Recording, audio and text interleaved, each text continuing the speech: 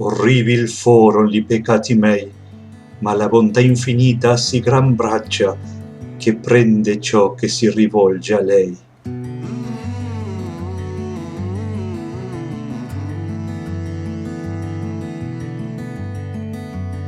Bienvenidos al Rincón de los Clásicos. Continuamos con la lectura y comentario de la Divina Comedia de Dante Alighieri, hoy con el canto número 3 del Purgatorio. Dejamos la acción en la desbandada de ese conjunto de palomas que eran las almas que se habían reunido junto al músico, y ahora nos encontramos con Dante y Virgilio corriendo también, en una situación un poco humorística si lo pensamos. Dante pone a correr al gran poeta latino. Tan pronto como la repentina fuga dispersó a las almas por la campiña hacia el monte donde la justicia se cumple, el monte donde la justicia se cumple obviamente es el purgatorio, yo me arrimé a mi fiel compañero. ¿Cómo habría seguido adelante sin él? ¿Quién me hubiera llevado a la montaña? Me pareció que él estaba descontento de sí mismo.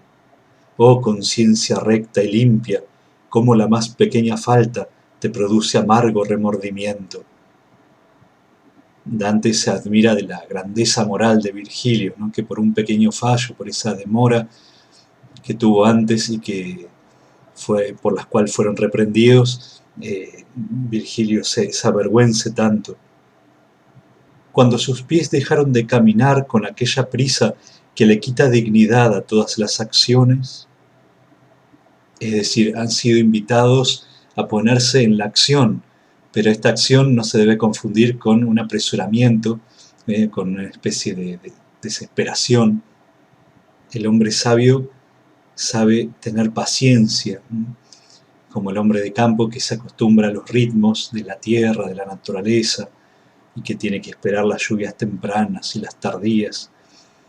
Así el hombre sabio no impone su voluntad sobre las cosas con una violencia que destruya los ritmos naturales, que termine, como dice acá, dismañando, ¿no? Que dismaña la freta que honestade ad ogni atto dismaña, esta prisa que quita la belleza de todas las cosas. Cuando dejaron de correr entonces, mi pensamiento, antes ocupado por aquella idea, desplegó de nuevo su atención, ansioso de novedades, y volví los ojos a mirar al monte más alto que se levanta al cielo sobre el mar. El rojo sol que a mis espaldas llameaba era interceptado por mi persona y encontraba en mí un obstáculo para sus rayos. Es decir, Dante ve su propia sombra. Me volví a un lado con temor de haber sido abandonado, cuando vi que solo delante de mí se oscurecía la tierra. Es decir, Dante se sobresalta, ve su propia sombra, no ve la sombra de Virgilio, y le asalta este temor, que es en el fondo el principal de todos nuestros temores, ¿no? Que es quedarnos solos, haber sido abandonados. Y mi protector, ¿por qué desconfías aún?, empezó a decirme vuelto hacia mí. ¿No crees que estoy contigo y te guío? Virgilio ya ha hecho un largo viaje con Dante y por Dante, ¿no?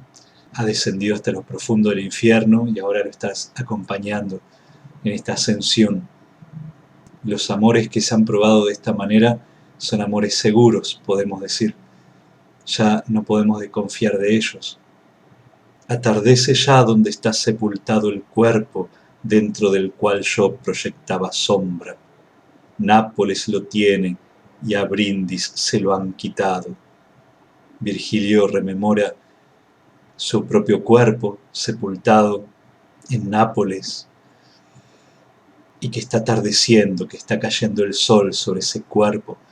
Simbólicamente hay una sombra que cae sobre el alma misma de Virgilio en este momento, porque como vamos a ver un poco más adelante, estar entrando en el purgatorio le recuerda más agudamente a Virgilio que él no ha alcanzado esta salvación.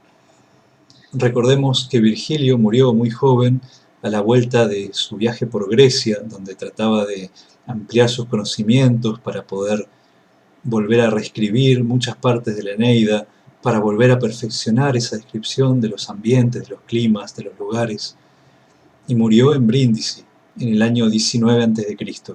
Después el emperador Augusto, su gran amigo, hace trasladar los restos hasta Pozzuoli, es decir, muy cerquita de Nápoles. La expresión Nápoles lo tiene y a Brindisi lo han quitado nos rememora el famoso epitafio de Virgilio, atribuido al mismo Virgilio, que dice: Mantua me genuit, Calabria rapore, tenet nunc Partenope, quecini Pasqua, rura, duques. Mantua me engendró, Calabria me llevó, es decir, morí en Calabria, ahora me tiene Parténope, es decir, Nápoles. Canté Pascua, rura, duques. Canté al ganado, a los campos y a los jefes, haciendo referencia a las tres obras principales de Virgilio, las églogas, canté Pascua, a las geórgicas, canté Rura, y la Eneida, canté duques, a los jefes. Ahora, si delante de mí no hay ninguna sombra, no te admires más de que los cielos dejen pasar los rayos del uno al otro. Le recuerda a Virgilio a Dante la teoría antigua, ¿no es cierto?, de que cada cielo en el cual está incorporado el planeta, que gira con toda esa esfera cristalina, digamos, en la que está engarzado, esa esfera está formada del éter, la quinta esencia, o el quinto elemento, como lo llama Aristóteles, y es una sustancia superior a los 4 elementos de que está formado nuestro mundo infralunar, ¿no? Esa sustancia translúcida deja pasar los rayos. Virgilio está diciendo nuestros cuerpos, estos cuerpos provisorios, porque todavía no son los cuerpos resucitados, ya lo vamos a ver más adelante, son o están hechos del éter o de una sustancia también translúcida. Para sufrir tormentos y calor y frío, la virtud divina ha hecho aptos cuerpos semejantes. Es decir, la virtud divina, la potencia de Dios, nos ha hecho estos cuerpos para que podamos sufrir tormentos y calor y frío, es decir, permitirnos el trabajo de la purgación, de la purificación, que en la Edad Media se retenía con mucha fuerza de que eran sufrimientos de alguna manera físicos, ejercidos sobre el alma. Entonces, necesariamente había que suponer algún tipo de corporeidad. Pero cómo lo hace, no quiere que nos sea revelado. Es decir, la virtud divina nos ha hecho estos cuerpos, pero cómo lo hace, no se nos ha revelado. Loco es quien espera que nuestra razón pueda recorrer los infinitos caminos de los que dispone el que es una sola sustancia en 3 personas. Este terceto es muy interesante, ¿no? Empieza el verso 34 diciendo matto, loco, y termina con la palabra ragione, razón. Loco es el que espera que su razón pueda comprenderlo todo. Como decía Chesterton, el loco es el que lo ha perdido todo excepto la razón. El Papa Benedicto XVI nos llamaba muchas veces a ampliar la razón, a ensanchar la razón, es decir, no reducirla al mero conocimiento cientificista, que reduce la razón a un tipo de conocimiento. La razón tiene que ensancharse hacia él. La razón tiene que estar abierta a toda la realidad, no a una parte nomás de la realidad. La última apertura de la razón es precisamente la de la fe. La fe y la razón no son conocimientos opuestos o contradictorios. La fe se enraiza en la razón, pero va más allá. Y la razón, por medio de la fe, puede alcanzar otras cosas que por sí misma no podría alcanzar. Como decía ingeniosamente San Agustín, creo para poder entender y entiendo para poder creer. Es decir, la fe no es una cosa irracional, es lo más razonable del mundo, aunque supera la razón. Y por otro lado, la razón siempre ha crecido a partir del llamado de la fe, desde la antigüedad. Recordemos que el famoso conócete a ti mismo con el que Sócrates inaugura la filosofía occidental era una inscripción en el templo de Apolo, que el mismo Sócrates recibió como si fuese un mandato divino. Hay una especie de fe que nos dice que el mundo es inteligible, que podemos llegar a conocer las leyes de este mundo y a partir de ahí investigamos, desarrollamos la ciencia, el conocimiento. La fe siempre ha sido la inspiración de la razón. Y la razón, el sustrato, el fundamento a partir del cual se despliega la fe. Contentaos, humanos, con los efectos, pues si hubierais podido verlo todo, no hubiera sido necesario el parto de María. Lo que esta traducción nos presenta como efectos, en el poema original es el quia, digamos, conformados con saber que esto es así, aunque no puedan saber cómo es que esto es así. Son términos propios de la escolástica, ¿no? De la filosofía de Santo Tomás de Aquino. Podemos conocer la existencia de Dios, quia est, podemos conocer qué es, pero no podemos conocer su esencia, quid sit, no podemos conocer qué es. Porque si hubierais podido conocerlo todo, no hubiese sido necesario el parto de María, no hubiese sido necesaria la encarnación. Cristo, nacido de la Virgen, ha venido a salvarnos y a revelarnos el conocimiento de la fe. Si hubieseis podido verlo todo, se posuto aveste veder tutto. Pues bien, Cristo ha nacido para que podamos verlo todo, precisamente. Desear visteis sin fruto a quienes de ser posible hubieran visto satisfecho un deseo que eternamente los acompaña como pena. Lo digo por Aristóteles y Platón y muchos otros. Y aquí inclinó la frente, no dijo más, y quedó pensativo. Como vemos, Virgilio está hablando de otros, pero está hablando de sí mismo. Aquellos que desearon sin fruto, aquellos que desearon ver y no pudieron, a quienes de ser posible hubiesen visto satisfecho un deseo que eternamente los acompaña como pena. Las almas del limbo que penan precisamente desde ese deseo insatisfecho.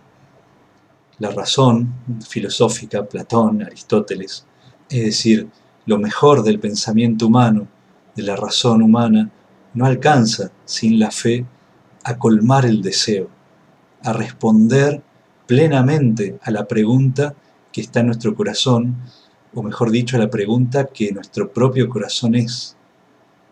Virgilio mismo se da cuenta que estuvo cerca y tan lejos al mismo tiempo. Por eso inclina la frente, no dijo más y quedó pensativo. Esa sombra del atardecer, y él dice, ya está cayendo el atardecer sobre mis huesos, me parece realmente haber caído sobre su corazón.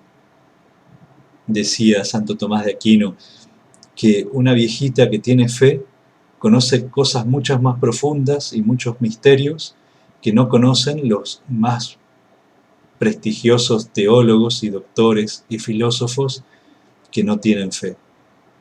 De la misma manera que los pastores que se postraron delante del pesebre conocieron lo que Aristóteles y Platón quisieron conocer y no pudieron.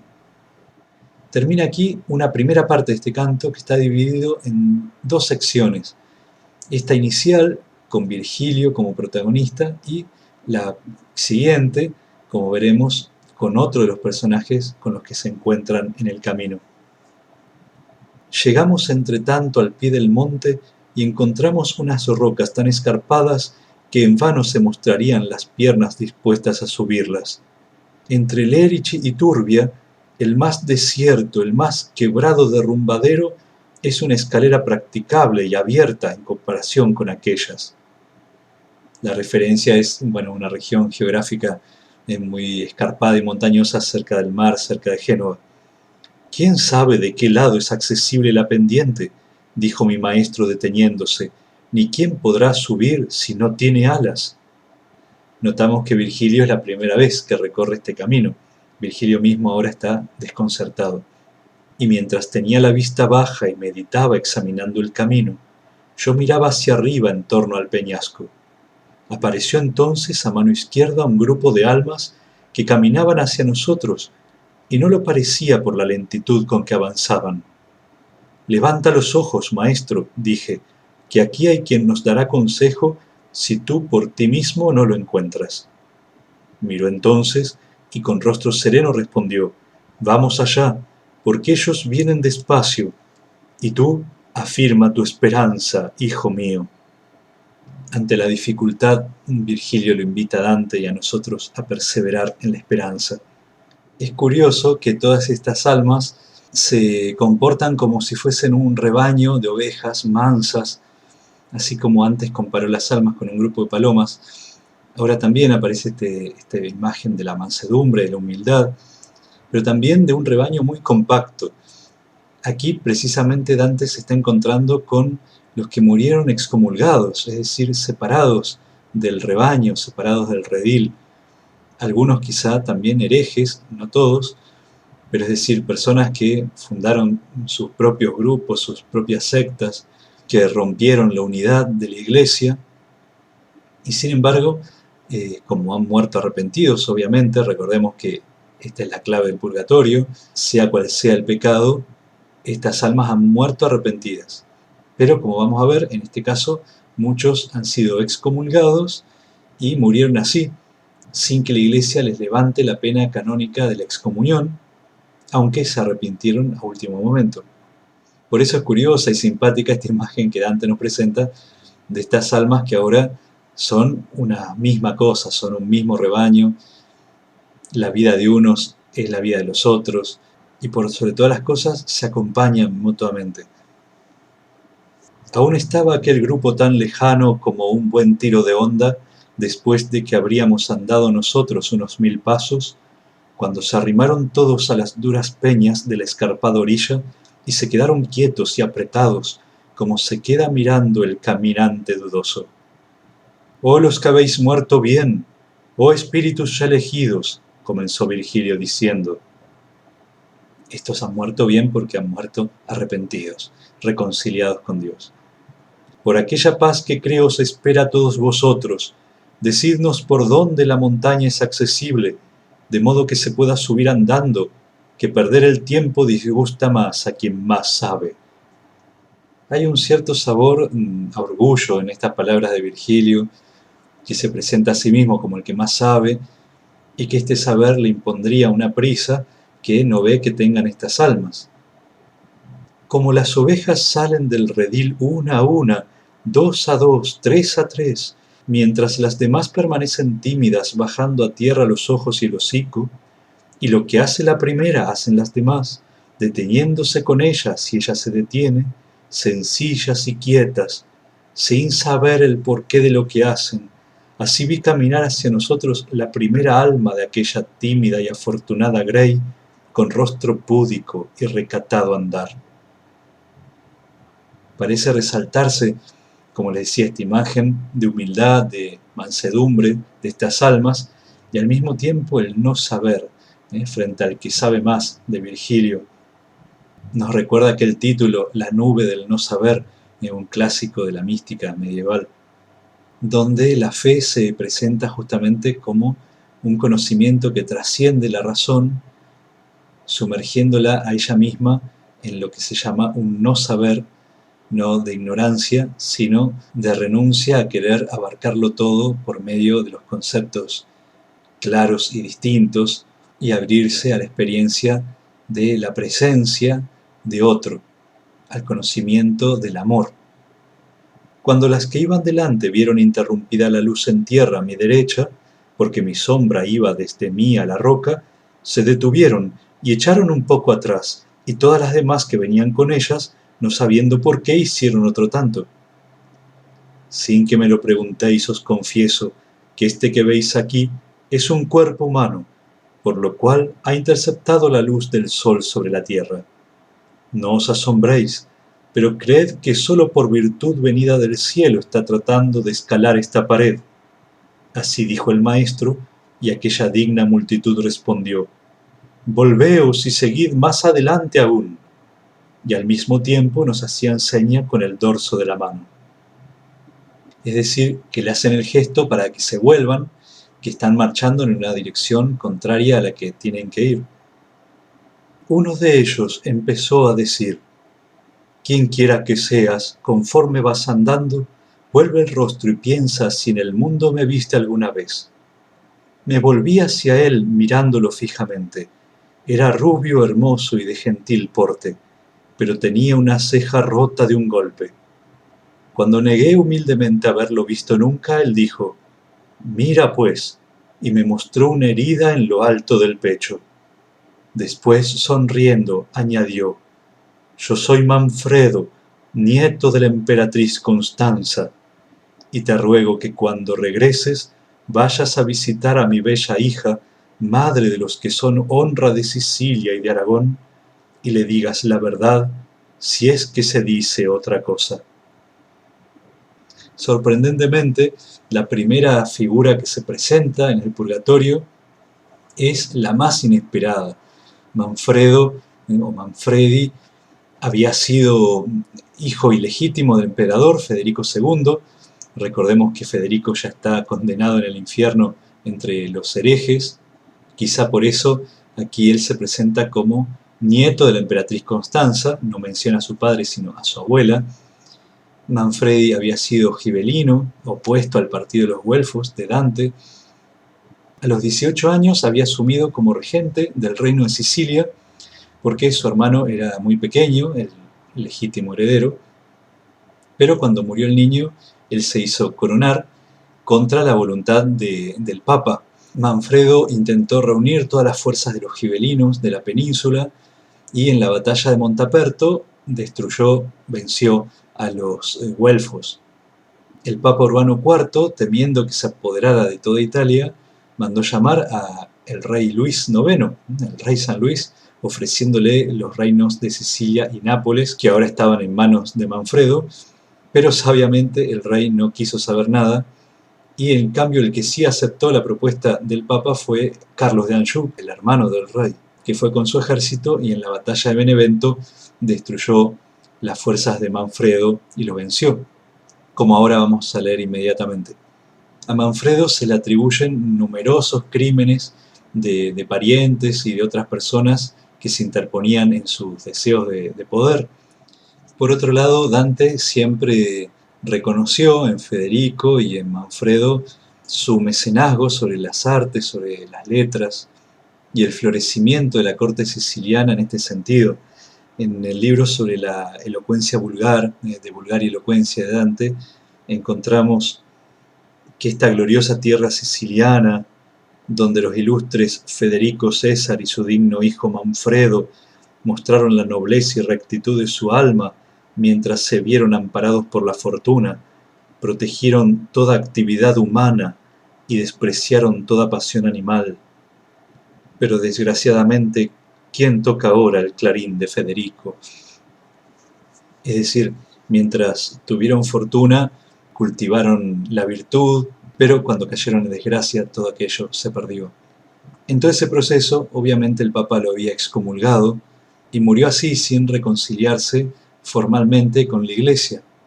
Carlos de Anjou había mandado sepultar los huesos de Manfredo cerca del lugar de la batalla, debajo de una pila de piedras, como era la costumbre antigua, pero después el Papa Clemente IV, sucesor de Urbano, mandó al obispo de Constanza que se encargara de remover de allí los huesos y de quitarlos del reino de Sicilia, lo cual constituía, por supuesto, una gran deshonra, una especie de herida a la memoria, al honor que pervive entre los hombres de una persona.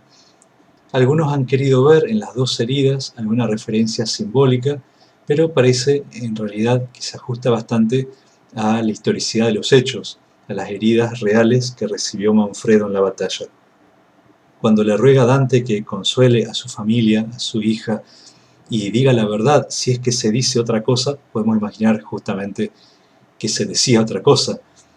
Los partidarios del Papa y también los güelfos, enemigos de Manfredo, dirían que estaba condenado porque había muerto sin reconciliarse con la Iglesia, sin recibir la absolución. Por eso podemos imaginar que rabiarían al leer estas páginas de Dante, y sería motivo de asombro general. Una persona que todo el mundo creía condenada, Dante es la primera que coloca entre aquellas con las que se encuentra en el purgatorio. Sigue hablando Manfredo.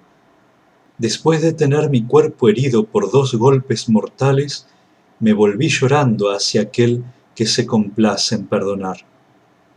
Horribles fueron mis pecados, pero la bondad infinita tiene brazos tan largos que toman ellos a quien a ella se vuelve. Es decir, la bondad infinita de Dios lo ha recibido en su abrazo, aunque él estaba tan lejos. Horribles fueron mis pecados. Ha sido recibido como el hijo pródigo, abrazado por el Padre en la parábola. Y este terceto nos da la clave central del purgatorio.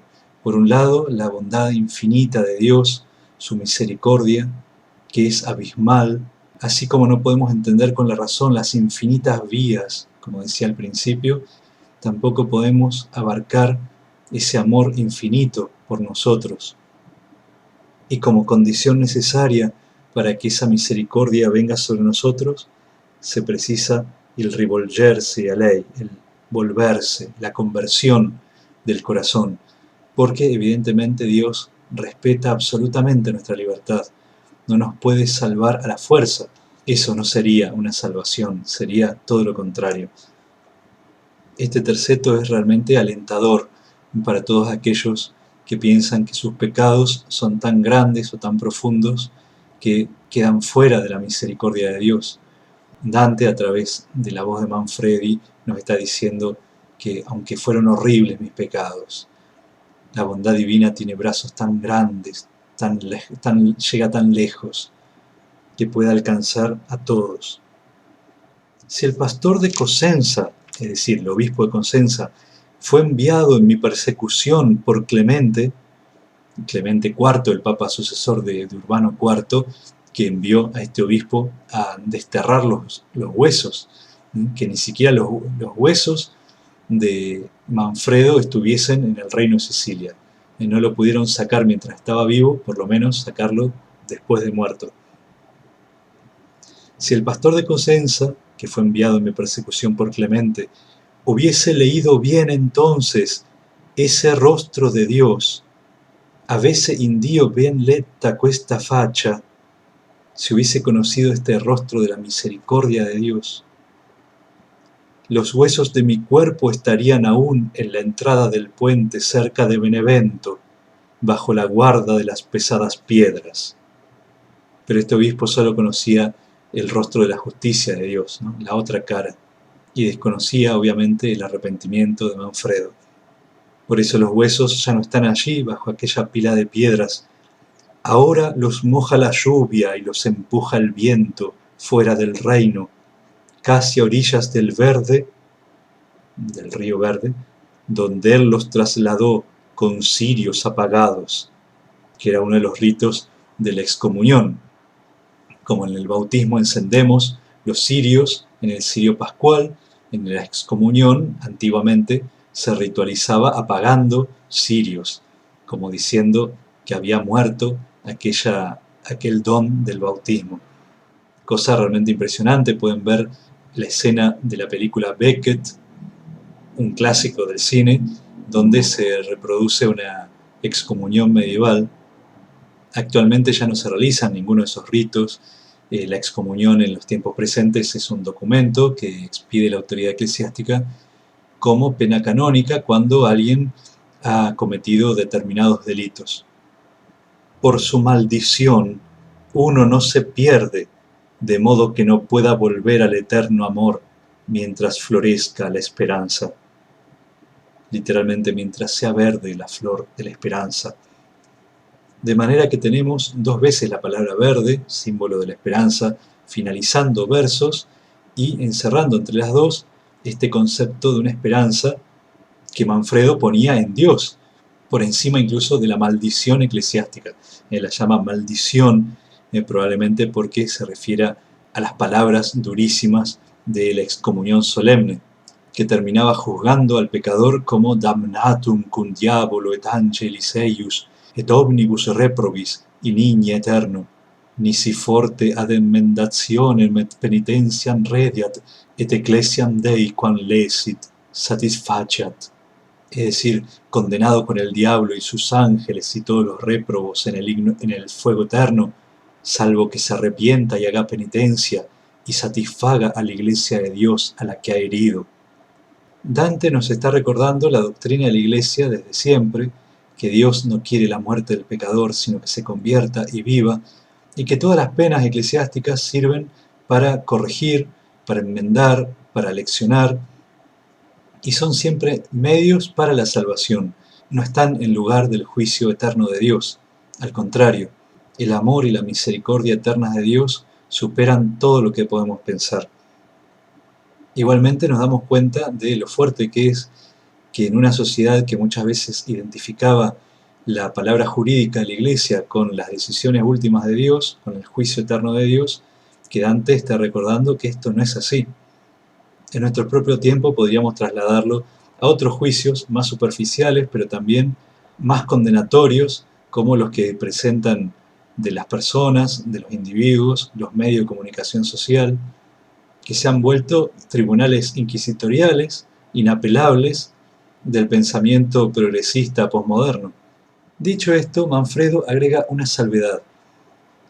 Es cierto, la misericordia supera la justicia, pero la justicia tiene también su lugar. Dice, verdad es que quien muere contumaz con la Santa Iglesia, aunque se arrepienta al final, debe estar fuera de esta orilla 30 veces el tiempo que vivió en su arrogancia, si tal plazo no resulta abreviado por buenas oraciones. Mira, pues, si puedes hacerme dichoso, revelando a mi buena Constanza, cómo me has visto, pues esta prohibición de aquí mucho se abrevia con ruegos de los de allá.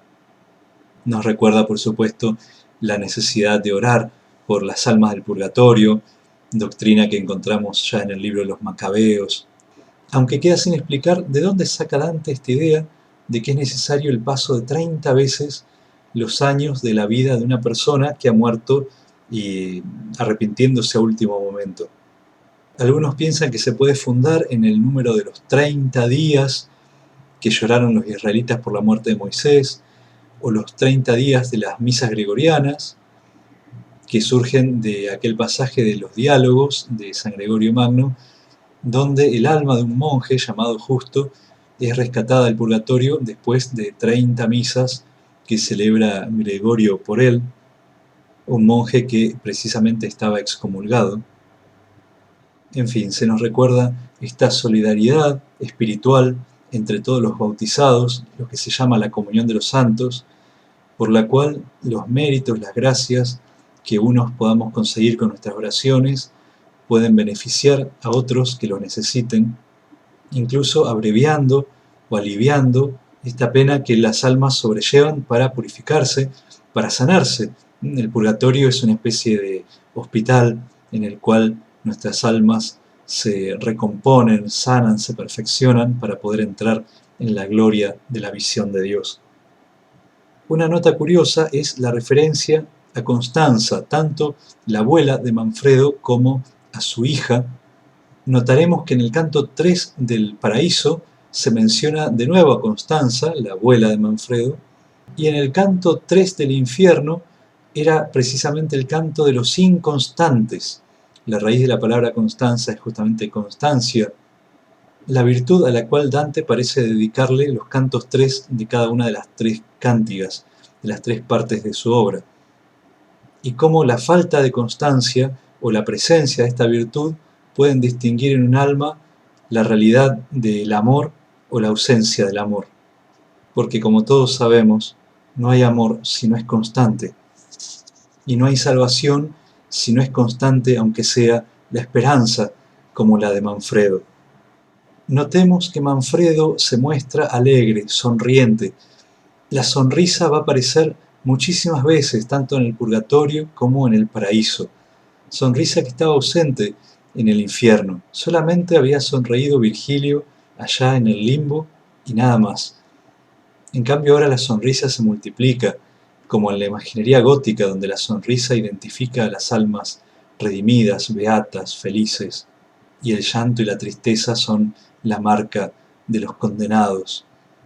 Que Manfredo conserve las heridas de su cuerpo ha dado que pensar. Algunos opinan que es concorde a la doctrina medieval de que los cuerpos resucitados, estos todavía no lo son, pero es una especie de boceto de los cuerpos resucitados, van a conservar las heridas del martirio, aunque en este caso no son heridas de ningún martirio, son las heridas con las que murió, pero estas heridas estarían glorificadas, serían como los signos del que ha pasado por la guerra, y sus heridas han vuelto un sello de su honor, de su honra, de su gloria.